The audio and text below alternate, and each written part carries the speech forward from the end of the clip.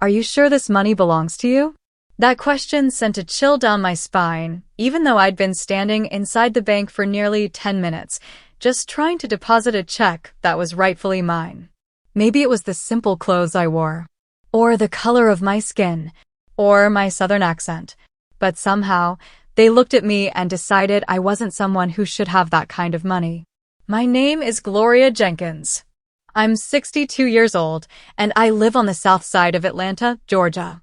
I'm a black woman. I dress plainly, always wearing my old brown hat when I go outside to shield myself from the sun. I'm a widow. I worked as a nurse for 25 years and recently retired. My whole life, I saved every penny I could to raise my only son, Malik, and give him a shot at a better life. I never had much, but I've always had my pride, my dignity. And I never imagined that just because of the way I look, the color of my skin, I'd be humiliated like that in public. That afternoon, I walked into a major bank branch downtown, a place all glass and tile and bright lights, the kind of place where people size you up the moment you walk through the door. I was there to deposit a check for $12,000, a portion of the money Malik had sent me, so I could fix up the house and take care of some health issues. He'd just been promoted to regional executive director at a fintech company that partnered with this very bank. But at that moment, I was just a tired old mama, clutching a cloth bag filled with papers, trying not to let my hands shake. I waited in line like everyone else, polite, patient. The man in front of me, a white man in a tailored suit, was greeted warmly, called by name, and helped quickly. But when it was my turn, the teller, a young woman with blonde hair and cold eyes, looked at the check, then looked me up and down. She didn't say, "How can I help you today?" the way she had with the others. Instead, she asked, "Are you sure this money is yours? We need to verify the source. Do you have documentation?" The room suddenly felt quieter. I could feel eyes turning toward me. I tried to stay calm, handed over my ID and paperwork. But she still didn't believe me. My eyes started to sting, not just from shame, but because I knew, if I weren't a black woman in plain clothes, this wouldn't be happening. She came back a few minutes later, irritation all over her face. She spoke to me like I was a child. "We can't process this transaction until we fully verify the source of funds. A $12,000 check raises flags, especially with an account as inactive as yours. I'm sorry, but I'll have to escalate this to the branch manager." She hit the words "raises flags" and "an account like yours" with a sharpness that cut. Like I was some kind of criminal trying to launder money. I stood there, my cloth bag still clenched in my hands, my mouth dry, throat tight. A well-dressed man behind me shook his head and muttered, "Probably another one of those scams." I didn't know how to respond. My skin felt like it was burning, not from heat, but from humiliation and helplessness. I hadn't done anything wrong. I wasn't stealing. I wasn't scamming anyone. I was just a mother trying to deposit money her son had earned, like any other mother might. I sat down in the waiting area, fighting the urge to cry. Next to me, a white woman in a leather jacket glanced at me, then quickly looked away, not with malice, but with discomfort, awkwardness, or maybe just indifference.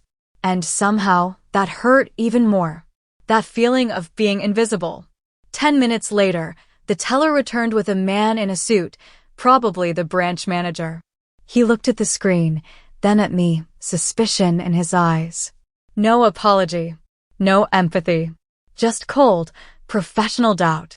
"We need to call the sender, Malik Jenkins, to verify your relationship with him." I swallowed hard and nodded. "That's my son. Go ahead and call."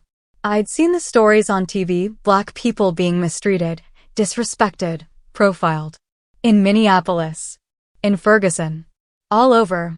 But I'd always thought, that won't happen to me. I'm decent. I follow the rules. I haven't done anything wrong. And yet here I was, sitting in the same bank my son once praised as a trusted partner, being questioned like a criminal. I could no longer feel the cold seat beneath me or see the soft light through the glass walls. Everything blurred, not from poor vision, but from tears. I didn't let myself cry out loud. I'd learned silence a long time ago, from the times my father warned, the angrier you get, the more they say you're out of control. I learned to swallow tears during my early nursing days, when white patients flinched if I touched them. I learned to endure when my husband died young, when I worked night shifts, when I had to walk Malik to school and then mop ER floors. But I never learned how to keep my heart from breaking when someone looked at me and saw a suspect, not a mother, not a woman, not a human being, just someone suspicious, holding her son's hard-earned gift. I looked down at my hands, calloused, trembling, and wondered, have I never been enough? Will I ever be seen as a citizen like everyone else? I heard them on the phone. I heard the manager's voice. Hi, we're calling to verify a large transfer you sent to someone named Gloria Jenkins. She's saying she's your mother. A pause. I couldn't hear what Malik said, but I saw the manager's face freeze. The teller's hand shook slightly. She looked at me again, but this time, the condescension was gone. In its place, confusion. And me? I didn't feel relief. Or triumph. Just bitterness. Because it took them knowing that her son is an executive for them to believe I might be able to carry a $12,000 check. And if he weren't? The bank's glass door swung open with a soft chime. Sunlight poured in, making me squint. And there he was. Malik. Wearing a light gray suit that hugged his tall frame. A dark tie. His hair trimmed neat like when he was on the high school debate team. Leather briefcase in hand, his face serious, composed. He walked straight to the counter, didn't look around, didn't smile at anyone. He said just one thing. I'm Malik Jenkins. I want to know why my mother was treated like a criminal. The entire room seemed to freeze. The teller's fingers stopped typing. The manager glanced to the side. And me? I stood up, trembling like the day I dropped Malik off at college for the first time. The bank manager tried to recover his professionalism, but the unease in his voice was clear. Sir, this is just standard procedure. We needed to verify the transaction due to the large amount. Malik cut him off, his voice calm but icy. I sent my mother $12,000 to fix her leaking roof. She raised me on her own, worked as a nurse for 25 years. If this is your bank's standard for how you treat an elderly black woman, then maybe it's time to review your entire employee training program. Then he turned to me, his voice softening. You don't have to stay here, Ma. I've got it from here. I looked at him, trying to smile, but my lips only trembled. You came? But you had a meeting. I canceled it. Nothing's more important than you being humiliated and made to wait here. My heart ached equal parts pride and pain. Not because Malik stood up for me, but because he understood. In this world, unless your mother has a title, unless someone important vouches for her, she'll always be treated as less than. A young employee at the next counter looked down, as if ashamed on behalf of her colleague. But no one said sorry. No one looked at me like I was worthy of respect, except my son. I wanted to say something. I wanted to cry or run. But I just stood there in my old brown coat and thought, do I really need to have a son who's an executive just to be treated like a human being? That night, I sat in my worn-down kitchen, watching the dim light fall through the window. Malik had gone back downtown. He had a board meeting the next morning, though his eyes were still red from anger. The $12,000 check was finally accepted by the bank and sat quietly on the table. But it brought me no joy. The cost of it was too high. I held a cup of hot tea, my hands slightly trembling. Not from the tea cooling, but from the questions rising inside me, one by one, like tiny needles to the heart. Why didn't I push back harder? Why do I keep my head down, keep being decent only to still not be treated like a person? I thought about my mother, a housemaid all her life, who died quietly and was never once invited to sit at her employer's table. She used to tell me, you fold clothes neatly, clean kitchens spotless, speak softly, so people don't think you're uncultured. I did all of that. My whole life. But today I realized Some people just need to see your skin color to decide everything else. And maybe my silence has let them believe they're right. I don't want my son to always have to be an executive just to protect his mother. I don't want other Black women to sit shaking in banks, in hospitals, in schools, just because someone decides they don't fit the image of who deserves respect. I want change. I don't need to march in the streets, but I can write a letter. I can tell this story. I can file a complaint. Silence is no longer an option, I whispered, because if I don't speak up, they'll think I have no voice. I looked around my house. How many years had I lived for others, swallowed my tears, held back my anger? How many times had I told Malik, "Don't stir trouble, son. Just let it go"? Not this time. The next morning, I put on my old floral dress, the one I usually wear to church, and sat at the dining table. I opened Malik's old laptop, the one he left behind during the holidays. I began Googling how to file a bank discrimination complaint. Customer rights under the Civil Rights Act. CFPB, Consumer Financial Protection Bureau. For the first time in years, I wasn't afraid of technology. I was only afraid that if I did nothing, another woman would be called suspicious just for trying to deposit money. It took me over an hour to write the complaint. Some lines I deleted and rewrote. I didn't want to sound angry. I wanted to be clear, detailed, and truthful. I listed everything. I entered the bank dressed neatly and respectfully. I provided documents, but was questioned repeatedly. I was asked to step aside and not served like other customers. I was suspected of fraud, even though the account belonged to my son. No one apologized until they learned my son was an executive. I attached a copy of the authorization letter. I logged the date, time, and branch location. I submitted the complaint to the CFPB, the Consumer Financial Protection Bureau. Then I wrote a handwritten letter, my script careful and steady, to the bank manager. That day, I was just a mother trying to deposit money to fix a leaky roof. But the way your team looked at me, as if I was doing something wrong, left a wound deeper than any leak could. I worked as a nurse for 25 years. I deserve to be trusted not because I'm the mother of someone successful, but because I am a human being. Sincerely, Gloria Jenkins. I walked the letter to the post office and dropped it into the steel mailbox with my own hands. No applause.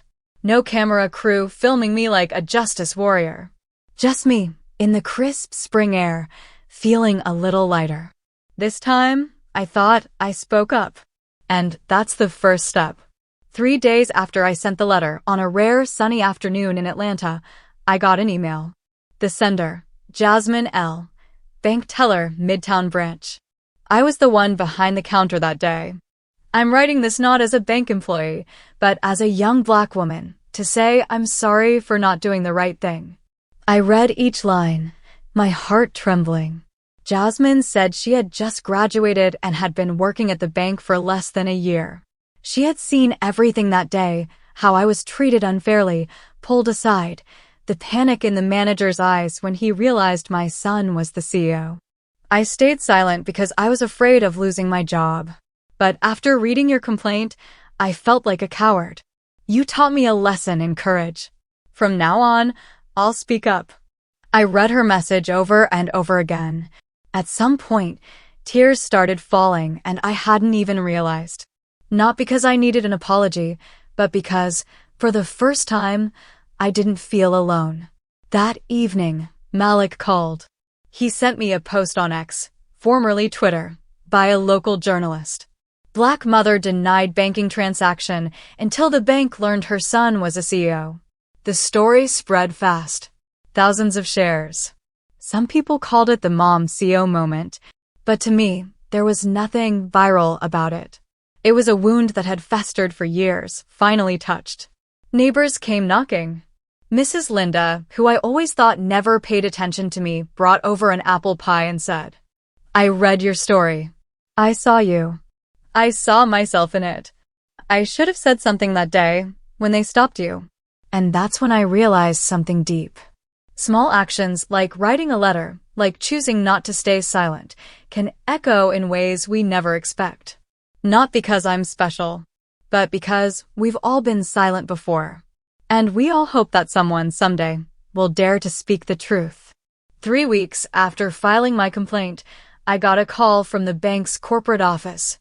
We'd like to invite Mrs. Jenkins to a special internal meeting.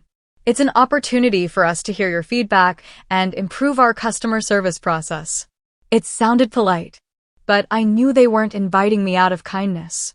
They invited me because the public backlash and the CFPB, the Consumer Financial Protection Bureau, had started investigating systemic discrimination at their branches.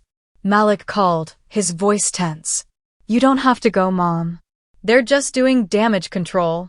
Don't let them use you." But I decided to go. Not for fame.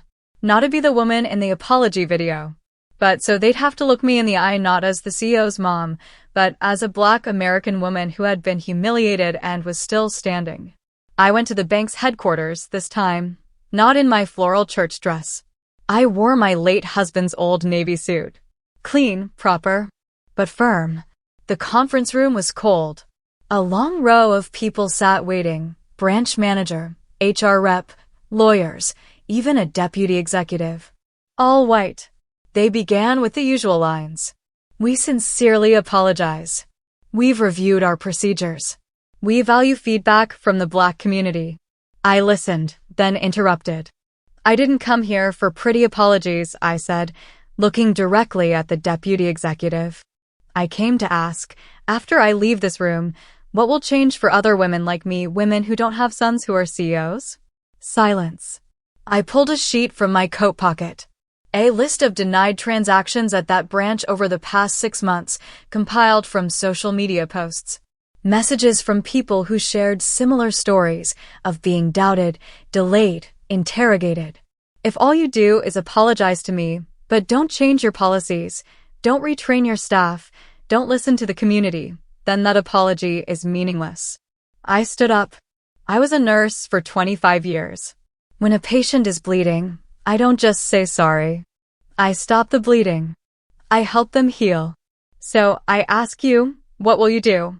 And then I walked out, leaving them frozen not out of fear, but because they had heard the truth. A week later, the bank issued an official statement. "We apologize to the community for the unfair experiences.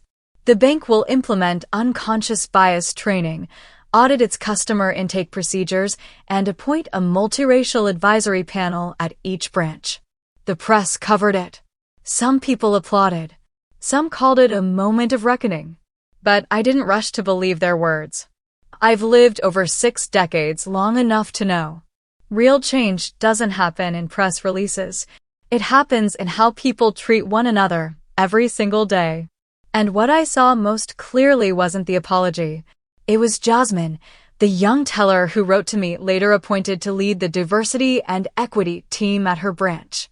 It was the women in my neighborhood, Black, white, Latina, sitting together, finally talking about how they'd once stayed silent in the face of injustice.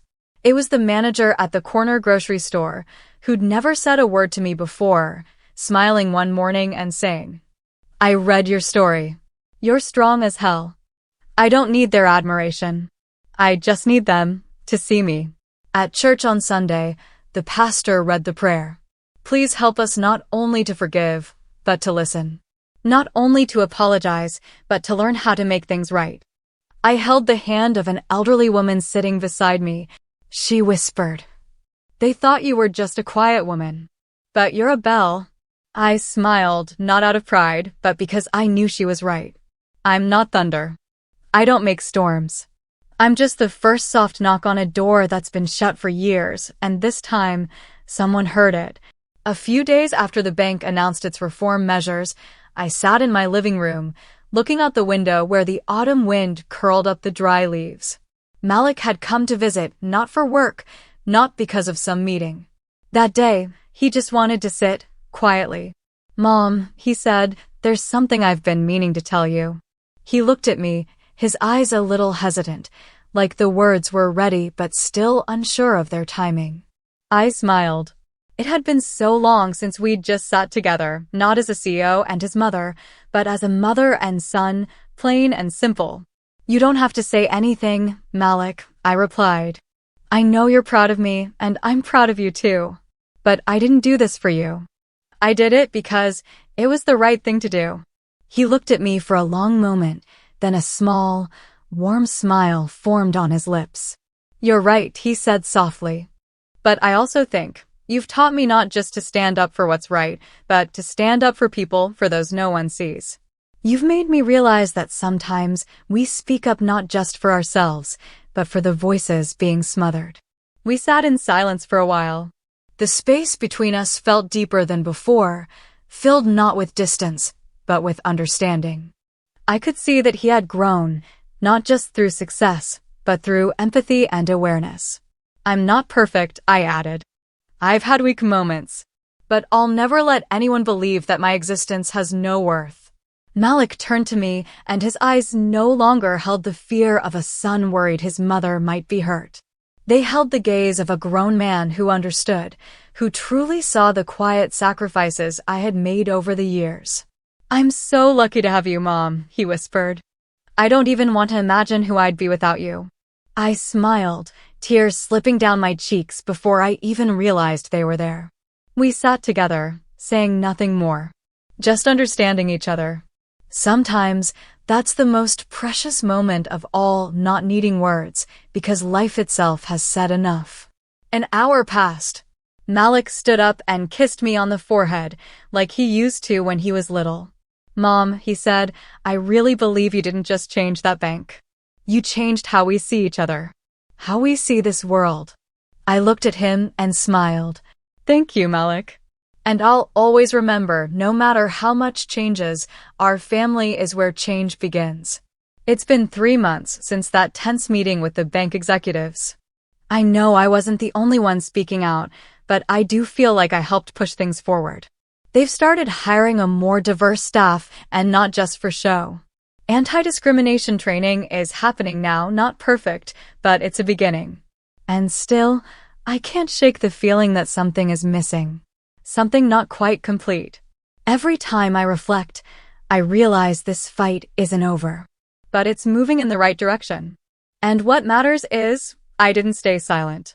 I sit by my window, watching the twilight spread across the ground, shadows stretching long and low. Malik is gone now, back to his office, his meetings, and the weighty responsibilities he carries. But for me, the point was never to change a whole corporation. It was to change the way I see myself. I'm not someone weak, waiting for someone else to help me. I am someone of worth, not because I'm the mother of a CEO, but because of what I've done myself. One morning, while reading through the letters I'd received from customers I'd inspired, I realized my work isn't just about creating change for people like me. It's about helping others know that they have the right to speak up. I don't expect everything to change overnight, but each day, I keep going one small step at a time. Because in truth, no one really wins this fight. Until all of us, the overlooked, the dismissed, can stand up and not have to face injustice alone. In the end, I smiled. I've learned a powerful lesson. Change never comes easy. But every time you stand up and say, I deserve to be treated fairly, that's a victory. And no matter how tired I get, I'll keep walking. Because I'm not just fighting for myself. I'm fighting for those who come after me. So that one day, they won't have to fight alone.